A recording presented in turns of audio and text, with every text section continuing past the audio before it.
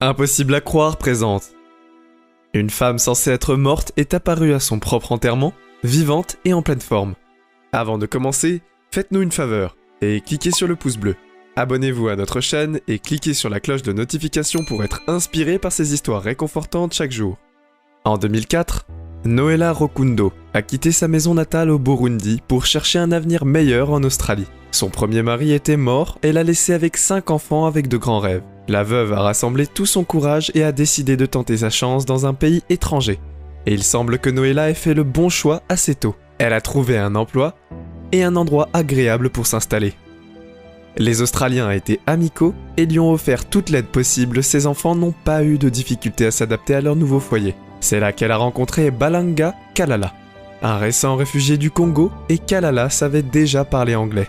C'est pour ça que l'assistante sociale lui demandait souvent de traduire pour Noela. À l'époque, elle ne connaissait que le swahili. Lors de ces rencontres, les deux sont tombés en amour. Et Noela était une veuve avec 5 enfants et Kalala était un veuf également.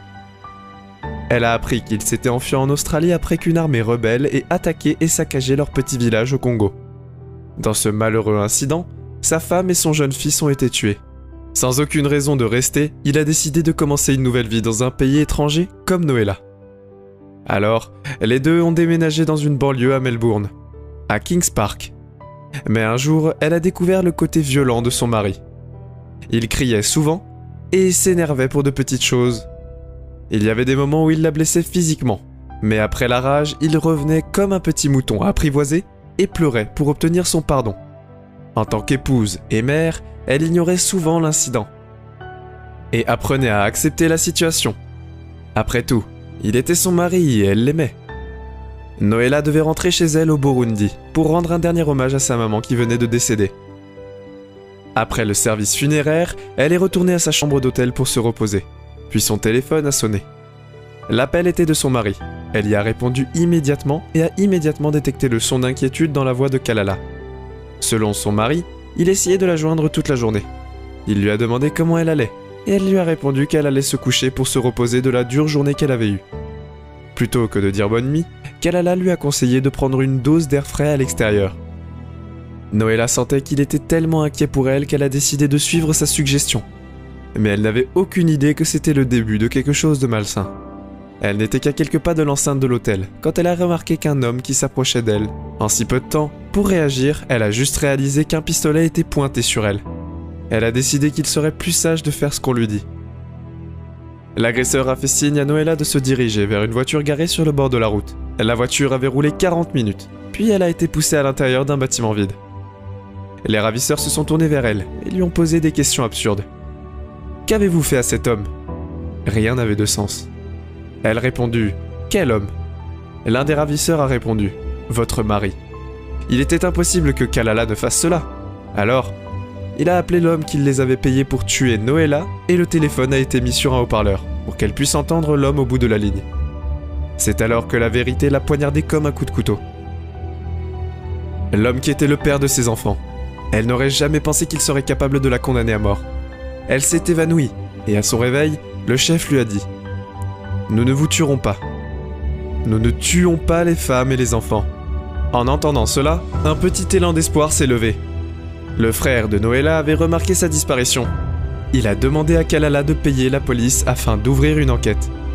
Le mari a instantanément viré l'argent et a même exprimé à quel point il était inquiet.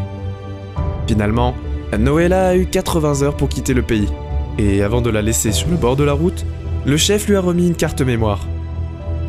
C'était une preuve qui contient tous les appels téléphoniques enregistrés. Ils ont ensuite fourni les reçus pour le transfert d'argent de la Western Union. Au milieu de la nuit, Noela a tout de suite réalisé qu'elle avait très peu de temps à perdre. Elle a appelé le pasteur de son église à son retour à Melbourne. Il a eu du mal à la croire, mais finalement il était convaincu à l'aider. Kalala avait tristement informé la communauté qu'elle était morte dans un tragique accident au Burundi. Il a alors astucieusement organisé des funérailles. C'est un honneur de pouvoir assister à ses propres funérailles en vie. Enfin, c'est ce que Noela s'est dit en tout cas. Vers la fin des funérailles, Kalala a été laissée seule sur le porche. C'est alors que Noela a lentement fait son entrée. Un regard de peur commençait à s'installer dans les yeux de son mari. C'était comme s'il voyait un fantôme. Noëlla l'avait toujours pardonné pour tout le mal qu'il avait fait. Mais cette fois-ci, il avait atteint la limite. Noëlla avait appelé la police, et ils ont emmené l'homme. Puis, le tribunal de Melbourne a condamné Kalala à 9 ans de prison. Aujourd'hui, Noëlla garde la tête haute et dit que sa vie passée est partie et qu'elle commence une nouvelle vie maintenant. En tout cas, c'est tout pour aujourd'hui. Merci d'avoir regardé. Passez faire un tour sur notre chaîne et soyez sûr de vous abonner et d'activer la cloche de notification pour plus d'histoires impossibles à croire.